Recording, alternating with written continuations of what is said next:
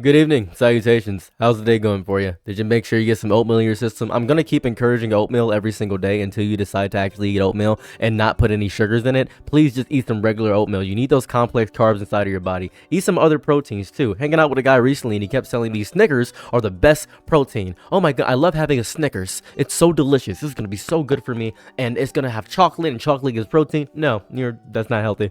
Not healthy at all. But I'm not here to critique your life choices right now, even though I just critique your life choices.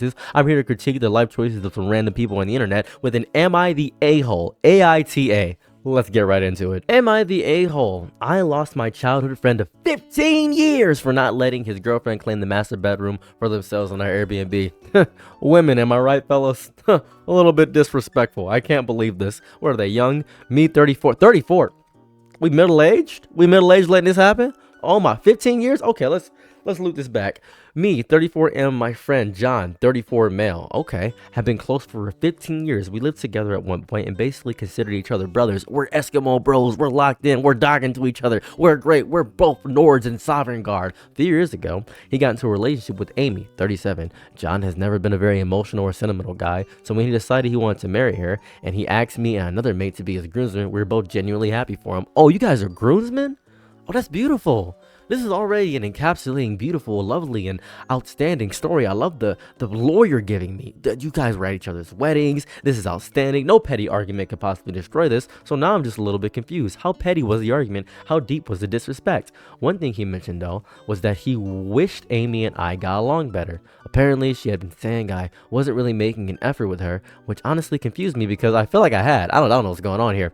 Whenever we were at their place for drinks or hangouts, I'd always greet her, talk to her, and try to include her in games or conversations because she's naturally shy and reserved. If anything, I feel like I was the only one initiating conversations. I feel like I was the one initiating conversations. And there are a lot of partners that, obviously aren't used to the friends groups and things of that variety. So I can kind of understand where he's coming from and how it can be interpreted differently, but this is more so a battle of interpretations, and I'm not here to get subjective. I'm here to get objective about what's going on here.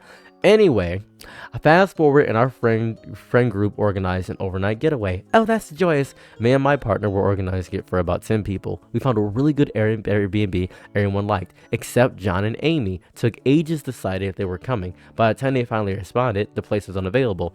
Oh, indecisive. I don't like that. John, man, you gotta get on with it. Amy, you gotta get on with it too. Amy the Hedgehog, come on now. Amy Rose, please, we gotta get this done. You decided you like Sonic the Hedgehog but can't decide an Airbnb? That's ridiculous.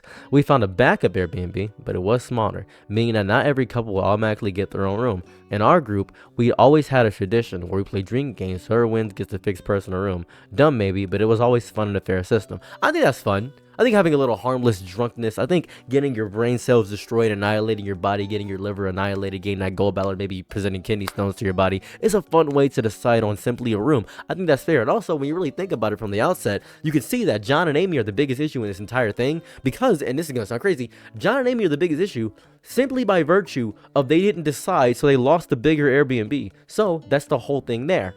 It just seems goofy in that variety. I messaged John asking if they were still keen to come, and he replied saying Amy wasn't comfortable sharing a room with other people. Okay, alright, completely fair, very nice, then don't come. I mean, it's an Airbnb, unless you want to get another Airbnb. I reminded him that we always decide rooms fairly, and it wouldn't be fair to make an exception just for them. See, that just makes sense because you lost the drinking game. You value your body too much. It's simple as your body that you only get one of in this lifetime. You valued it too much. Unless one day we decide we can get bigger bodies or better bodies, and we can actually figure out how to get a separate body from our current body. Like I think it was Blade Runner where they had the separate bodies. That's the whole thing. That's a little bit goofy. Later, he came back saying, "Well, why don't you share your room with someone else so we can have it?" I'm confused too. Why don't you share your room with someone else so we can have it? Alright, and that honestly shocked me because it felt completely out of character for him. I told him I didn't think that it was fair to ask of me or anyone else. After that, they decided not to come at all. Perfect. I mean, that's great, good. You already ruined the first Airbnb and you're not going to come to the second one because you don't get your room? Dude, that's fair. Please don't come. You are a buzzkill. You are ruining this for everybody, and the needs of many outdo the needs of one all the time. That's really how it should be in most situations. What bothered me most was that there were other solutions. They could have helped us look for a bigger place or suggested alternatives, but instead it felt like Amy got upset. We didn't immediately give them what they wanted. So she is just a little bit of a nag. She's a little bit of an angry person. And I want to point this out. I've encountered so many relationships where the guy will change everything he's doing, everything in his life, just to appease his partner because he doesn't want to be lonely, or he's very happy with his relationship, so he's willing to sacrifice his friendships. And if that relationship fails, who does he have to go back on? That's right, his friendships. So he should be boldening and strengthening those friendships over time and figuring out how to balance those two things. You can't just give up your entire friendships just based on one relationship. It seems goofy to do that. It seems a little bit goofy to do that. Wow, we don't really understand why you do that, but let's go on and read more about this. And after that, everything between me and John basically died. No messages, no invites, nothing. That's crazy. That's actually insane. 19 years, and because of this, that's crazy.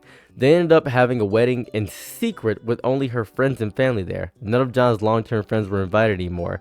They since had a baby, and I don't even know the child's name. Yo, that's insane. I guess people take different life paths, obviously. That's really sad. That's the most sad thing I've ever heard. That's disgusting.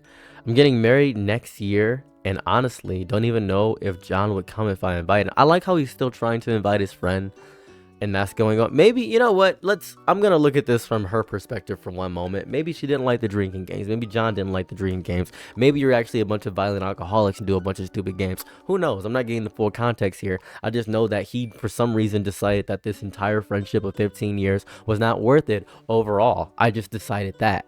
That seems to be the bigger issue and problem. And there seems to be other underlying issues in this whole debacle that we're not actually coming to an understanding on. And I would like to figure out all the other issues, because it seems as though this is a bit much bigger than what you're making it seem to be. This seems to be a much more gigantic issue than you're even describing, because over the Airbnb seems a bit much, unless they're just that unreasonable as people and you're not describing all the other underlying issues and the friendship. There might be something else that we don't know. I feel as though I can't fully trust this entire story, but also it is a really drastic. It seems just drastic. I just feel like it feels so unnecessary to do all this stuff. I think what hurts most is losing a 15-year friendship over something that feels so small. Part of me feels like Amy probably pushed him to choose between a relationship and his friendship, and he chose her, which I can understand to a degree, but still sucks. Maybe I'm missing something, but it still feels surreal that this is what ended such a long friendship. Maybe, and this is, I don't know, maybe you're not understanding what could have happened. I'm not quite sure.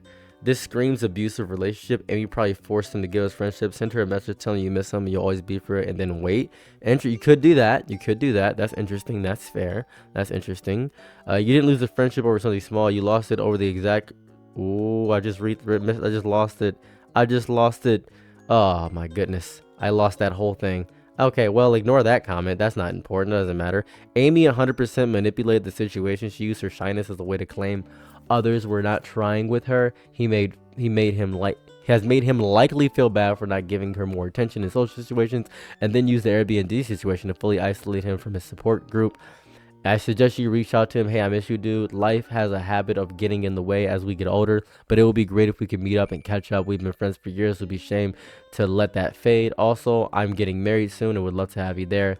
It puts the ball in his court, tells him how you feel, and leaves the door open, and maybe start reflecting on why things become distance and if the distance is healthy. Sometimes it takes years for abuse victims to realize it's abuse, especially for men who are victims of emotional control and abuse like this, as it can deeply be shaming to admit to and hard to see, as many equate abuse with physical or sexual only. They forget there's coercive emotional control, cyber, financial. True, that's a very fair point.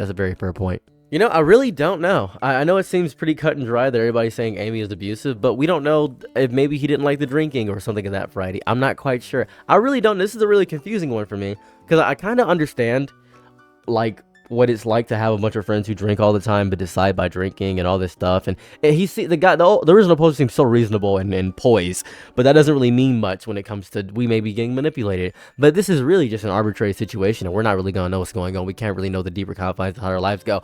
I think that I'm gonna say this is gonna be a little bit controversial. Everyone sucks here.